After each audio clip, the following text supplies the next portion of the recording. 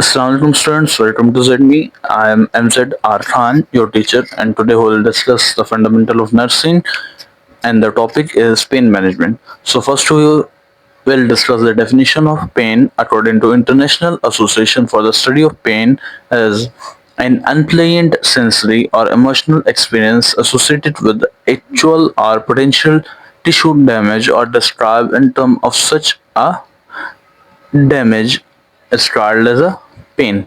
Pain is a subjective, only the person who is experiencing the pain truly know how much it hurts. Two people with the same injury can report pain differently because of their emotion, culture, past experience and mental state. So वो कह रहे हैं कि means के pen जो है वो एक सब्जेक्टिव थिंग है, पर्सन टू पर्सन वेरी करती है। किसी को पेन ज़्यादा फील होगी, किसी को कम फील होगी, डिपेंड करता है उसके इमोशंस कैसे हैं, कल्चरल बैकग्राउंड कैसा है, पास्ट एक्सपीरियंस कैसे। अगर मे भी कोई पर्सन फर्स्ट टाइम वो पेन एक्सपीरियंस कर रहा हो तो उसे ज़्यादा स्वेर फील हो, मे बी जिसने पहले उसको फील किया हो उसे तो स्वेर फील ना हो। उसकी मेंटल स्टेट क्या है उस पेन के रिलेटेड, क्या वो उसे ज़्यादा फील कर रहा है या वो उसे फील नहीं कर रहा। Pain management means, then pain management, what does pain management? So pain management means reducing pain to a level that is acceptable to the patient and allow comfort and function. Pain management से मुराद ये है कि हम जो patient है उसकी pen इस level तक रिड्यूस कर दें कि जितने को वो बेयर कर सकता है, जितने को वो बर्दाश्त कर सकता है। For example, two patients after appendectomy may report severe abdominal pain. For one patient, it may be 10 out of 10. For other, it may be 6 out of 10.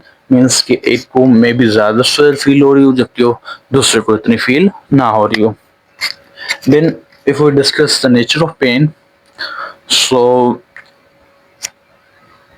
Pen is a universal experience. It is unique for each person because type of the pain experience. तो pen universal experience है, person to person very करता है कि किसको कैसे pain feel होती है। So mainly pen जो है ना एक्सपीरियंस होती है due to surgical process, may be due to neuropathic process and may be due to injury related. Psychological context क्या है? How person perceives and rate to pain, means कि person कैसे pain को परसीव करते हैं, वो इसे किस अंदाज से लेते हैं एंड वो इस पेन पर कैसे रेट करता है। साइकोलॉजिकल वार्निंग क्या है? Pain often act as a signal that sometimes it is wrong in the body, something sorry is wrong in the body. तो समटाइम्स जो है ये फिजियोलॉजिकल वार्निंग दे रहा होता है कि बॉडी के अंदर कोई डिजीज या कोई डैमेज हो चुका है या वो स्वेट कंडीशन अख्तियार कर रहा है, ये सिग्नल दे रहा होता है किसी रॉन्ग प्रोसेस का या किस खतरे की अलामत होती है। Sometimes pain occur due to malfunctioning of the nervous system even without tissue damage. Sometimes ये भी होता है कि हमारा टिश्यू डैमेज नहीं होता लेकिन हमें पेन फील हो रही होती है and it may be due to malfunctioning of nervous system, means like our nervous, there's may be any fault in our nervous system. Example, pain from burn versus phantom limb pain after amputation. तो ये दो किस्म की pens है जो कि मैं feel हो, यानी एक इंसान जो कि जल है या फिर एम्पुटेशन लिम्ब जो है ना उसकी वजह से जो पेन होती है। Then types of pain. Pain can be classified based on location, duration, intensity and etiology.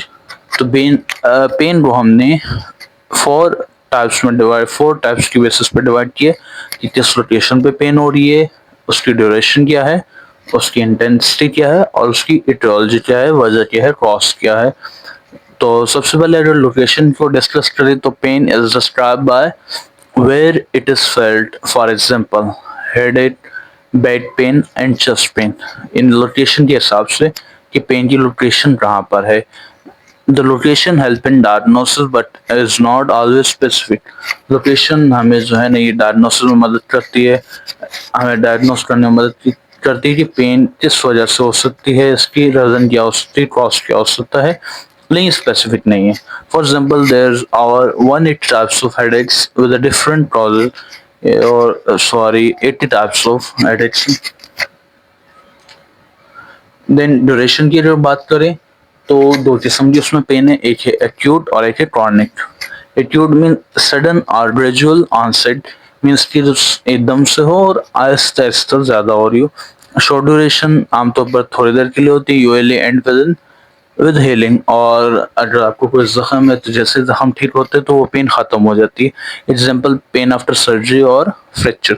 जैसे आपको कोई फ्रैक्चर हो गया या आपकी कोई सर्जरी हुई और उसके बाद जब आपका वो कंप्लीट हो गया प्रोसेस तो आपकी पेन खत्म होगी, तो ये एक्यूट पेन की एग्जांपल है. क्रॉनिक पेन लास्ट 3 मंथ और मोर, ये 3 माह या उससे ज्यादा तक रहती है.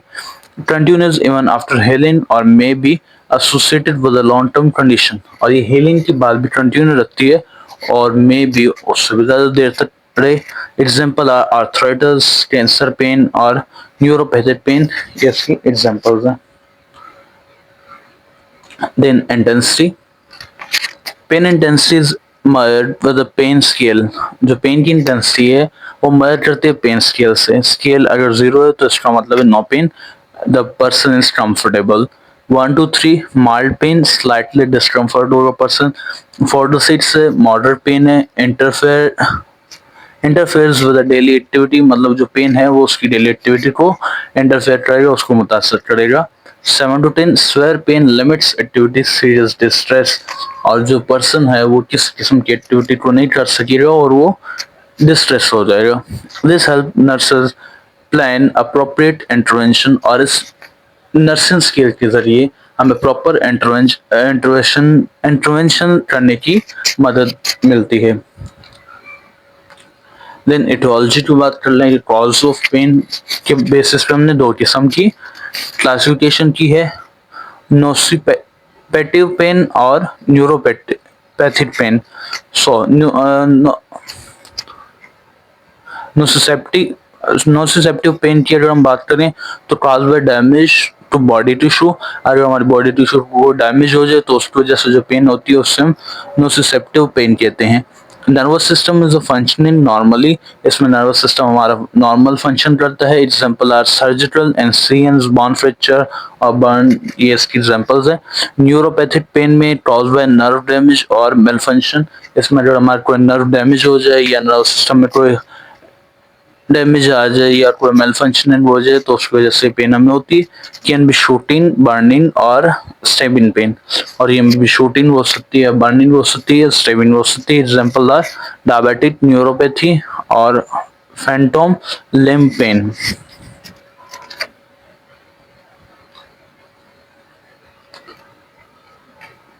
आगे nociceptive pain cause further B. Nociceptive pain में आगे फर्दर दो टाइप्स आ जाती हैं, somatic pain and visual pain. Somatic pain जो हमारे सोमेटिक सेल्स के related like skin, muscles, bones, connective tissue, and visual pain like और visual organs which are include organ like stomach, liver, intestines, etc. आगे अगर हम pain acute और chronic pain को मजीद डिस्कस करें तो इनके दरमियान अगर हम डिफरेंस देखें तो जो एक्यूट पेन होती है वो सडन होती है, सडन ऑनसेट होता है, जबकि chronic pain last longer than 3 to 6 month, तो ये 3 से 6 माह तक रहती है. Short duration acute pain short duration थोड़े से के लिए होती है, जबकि chronic pain persist even after healing, वो हीलिंग के बाद भी कंटिन्यू रहती है. acute pain related to injury, illness or surgery. acute pain में भी ड्यू टू इंजरी हो सकती है, इलनेस हो सकती है या फिर सर्जरी के रिलेटेड हो सकती है. जबकि chronic pain related to chronic disease or nervous malfunction usually resolve when cause is treated. Body shows stress response, heart rate, blood pressure, respiratory rate, both pain relief and healing. तो जो acute pain होती है उसमें body stress response show करता है, यानी heart rate ज़्यादा हो जाएगा, ब्लड प्रेशर ज़्यादा हो जाएगा, रेस्पिरेशन ज़्यादा हो जाएगी और पेन से रिलीफ और मिल जाएगी. मतलब पेन से रिलीफ और हीलिंग आसान हो जाता है, इसमें आसान होता है. may lead to fatigue, depression and social isolation. Chronic pain में आपको फटीग हो सकती है, डिप्रेशन में आप जा सकते हैं और इसके अलावा सोशल आइसोलेशन हो सकती है। और इसको बोलती है control pain and improve quality of life. इसमें आप पेन को कंट्रोल करने की कोशिश करते हैं और क्वालिटी ऑफ लाइफ को इम्प्रूव करने की। Example of acute pain, pen after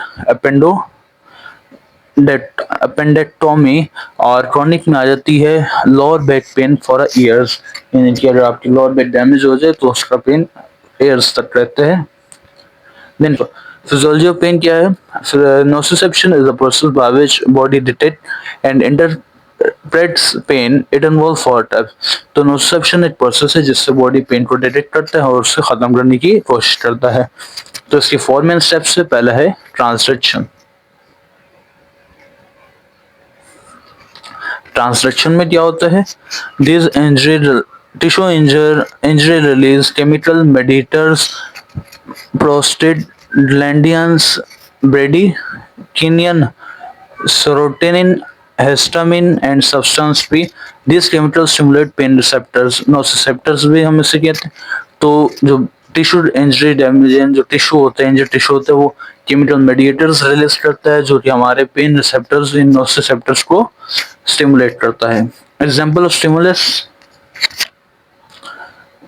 ये मैकेनिकल स्टिमुलस को प्रमोट कर सकता है, थर्मल को, केमिकल को। मैकेनिकल में ट्रॉमा आ जाता है, एडिमा आ जाता है, ट्यूमर आ जाता है, स्पेसम आ जाता है। जबकि थर्मल में एक्सट्रीम हीट और क्लाउड, केमिकल में टिश्यू सिकीमिया और इन्फ्लेमेशन आ जाती है। देन सेकेंड स्टेप है transmission. Pain impulse travel from site of injury to spinal cord. Pain की जो इम्पल्स जो वहां पर जनरेट होती है वो देन ट्रांसफर होती है स्पाइनल कॉर्ड को, स्पाइनल कॉर्ड से वो ब्रेन स्टेम एंड थैलेमस में जाती है, थैलेमस से देन सेरेब्रल कॉर्टेक्स में जाती है एंड सेरेब्रल कॉर्टेक्स से रिकॉग्नाइज की जाती है कि पेन है क्या। देन आ जाता है थर्ड स्टेप परसेप्शन। परसेप्शन में patient become aware of pain. Patient को पेन का पता लग जाता है कि पेन किस वजह से हो रही है। Pain experience is influenced by emotion, past experience, culture, attention and expectations। तो वही बात आ जाती है कि जो पेन एक्सपीरियंस कर रहे हैं वो फिर डिपेंड करती है कि उसके इमोशंस कैसे हैं, पास्ट एक्सपीरियंस कैसे, उस पेन के रिलेटेड कल्चर कैसा है, अटेंशन कैसी है और एक्सपेक्टेशन कैसी है। फोर्थ स्टेप आ जाता है modulation. Brain signal down to the spinal cord to inhibit और रिड्यूस पेन। देन ब्रेन जो है ना स्पाइनल कॉर्ड को इंस्ट्रक्शंस देता है कि पेन को रिड्यूस किया जाए। दिस कैन इंक्रीज और डिक्रीज पेन सेंसेशन, और इससे पेन इंक्रीज और डिक्रीज दोनों हो सकती है। देन आ जाता है gate control theory of pain. So develop by Melzack and Wall. ये दो साइंटिस्ट थे, दो पर्सन्स थे जिन्होंने इस थ्योरी को डेवलप किया। Pain perception depend on gate in the spinal cord. इनके मुताबिक जो पेन की परसेप्शन है वो डिपेंड करती है उस गेट पर जो कि स्पाइनल कॉर्ड में मौजूद है। If the gate is open, अगर गेट ओपन है, open signal travel easily to the brain, more pain. अगर गेट ओपन है तो ज्यादा सिग्नल ब्रेन तक जाएंगे जिसकी वजह से पेन ज्यादा फील होगी, और अगर गेट क्लोज है तो फ्यूअर सिग्नल वहां ब्रेन तक पहुंचेंगे जिसकी वजह से पेन भी लेस होगी। Factor that open the gate, वो फैक्टर्स जो गेट को ओपन करते हैं, stress, anxiety, anger, depression, focusing attention on pain, inactivity or stiffness. These are all conditions in which the gate is open. Factor that close the gate: relaxation, contentment, distraction, positive emotion, active engagement, exercise, massage, heat therapy, medication. These all are factors that close the gate. Clinical example: when you rub your arm after a minor injury, the pain reduces because rubbing stimulates large nerve fiber which close the gate. तो ये उसने clinical observation आपको दी है कि अगर आपको कोई minor injury हो जाती है और आप जो है ना अपने हाथ को रब करने लग जाते हैं तो उससे पेन रिड्यूस हो जाती है। क्यों? क्योंकि रबिंग से जो आपकी लार्ज नर्व फाइबर है वो क्या करते हैं, आपकी गेट्स को लॉस कर देते हैं। Nursing management in of pain. अब अगर किसी पेशेंट को पेन हो रही है तो उसमें नर्सिंग मैनेजमेंट क्या है, नर्स का रोल क्या है? तो nursing diagnosis acute pain related to tissue injury. सबसे पहले आपने डायग्नोस करना है कि एक्यूट पेन जो कि टिश्यू इंजरी रिलेटेड है क्या है। Chronic pain related to long term illness और नर्व डैमेज, और जो क्रॉनिक पेन है वो may be due to long term disease या फिर किसी नर्व डैमेज से हो सकती है। देन नर्सिंग इंटरवेंशन आ जाती है। इसमें सबसे पहले आपने पेन की असेसमेंट करनी है। Ask the patient describe pain, यानी आपने पेशेंट से पूछना है कि उसको पेन कहाँ हो रही है, लोकेशन पूछनी है, इंटेंसिटी ऑफ पेन पूछना है, ड्यूरेशन पूछनी है, क्वालिटी पूछनी है। यूज अ पेन स्केल, और पेन स्केल की मदद से हमने उसकी वो इंटेंसिटी बतानी है कि 0 से लेकर 10 तक कितने में वो फॉल कर रहा है। Then second one is non-pharmacological method. आपने non-pharmacological method like positioning, bed rub, relaxation, breathing techniques, distraction, TV, यानी जो भी आप distractions को दे सकते हैं depending upon the patient, और hot cold therapies as a prescribed। तो पहले तो आपने कोशिश करनी है कि उस नॉन फार्माकोलॉजिकल मेथड से हल किया जाए। If not, then pharmacological methods, analgesics and painkiller, opioids, NSAIDs as a per physician order, जैसे कि वहाँ का फिजिशियन या डॉक्टर ऑर्डर करता है। ये अपने फोर्थ स्टेप आपका है psychological spot, build trust, lesson, educate patient about pain control, and fifth आपकी एवेल्युएशन आ जाती है जिसमें आपने this is pen after intervention adjust care plan accordingly. आपने पेन को देखने की पेन की क्या मतलब आफ्टर इंटरवेंशन, जब आपने इंटरवेंशन की तो उसके बाद पेन में क्या चेंजेस आई, या पेन कम हुई ज़्यादा हुई, और उस हिसाब से आपने अपने प्लान को एडजस्ट करना है। देन आ जाता है पेन स्केल। तो pain scale help quality of the pain intensity, ये हम बताते हैं कि पेन इंटेंसिटी की क्वालिटी क्या है। स्केल टाइप न्यूमेरिक रेटिंग, एक न्यूमेरिक रेटिंग होती है जो कि 0 से 10 तक होती है, एडल्ट हो है कि कम्युनिकेट, और ये यूज होता है एडल्ट के लिए जो कि कम्युनिकेशन कर सकते हैं। विजुअल एनालॉग स्केल, ये विजुअल एनालॉग स्केल होते हैं सिंपल फॉर लिटरेट पेशेंट, जो लिटरेट पेशेंट होते हैं उनके लिए बेहतर होता है। Wong Baker face scale, children और लैंग्वेज बैरियर, ये उनके लिए जो छोटे बच्चे हैं या फिर जिनके अंदर लैंग्वेज बैरियर है, मतलब जो दूसरी लैंग्वेज बोलते हैं या वो बोल नहीं सकते। बिहेवियरल स्केल, अनकॉन्शियसनेस और नॉन वर्बल पेशेंट, वो पेशेंट जो कि नॉन वर्बल है या फिर जो अनकॉन्शियस है। सो आज ये स्केल की बात करें, पहले भी हमने डिस्कस किया, जो 0 है तो no pain, 1 to 3 mild pain, 4 to 6 moderate pain, and 7 to 10 severe pain. Evaluation of pain after giving any pain intervention, raises pain level using the same scale। Pain को आप लेवल को अपने चेक करना है उस सेम स्केल के जरिए। Check effect on daily activity mode and sleep, और आपने जो है ना डेली एक्टिविटी मोड और स्लीप मूड और स्लीप वगैरह को चेक करना है। एवेल्युएट रिस्पॉन्स टू मेडिकेशन और नॉन ड्रग थेरापी, आपने मेडिकेशन और नॉन ड्रग थेरापी को एवेल्युएट करना है, उसको प्रॉपर तरीके से करवाना है। Modify the care plan if pain persist, और अगर पेन ठीक नहीं होती तो आपने जो है ना अपने प्लान को मॉडिफाई करना है। सो this was all about pain management. If you have any question, then you can ask in comment.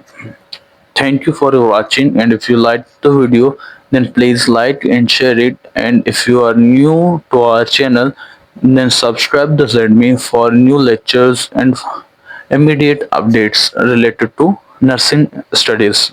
Thank you.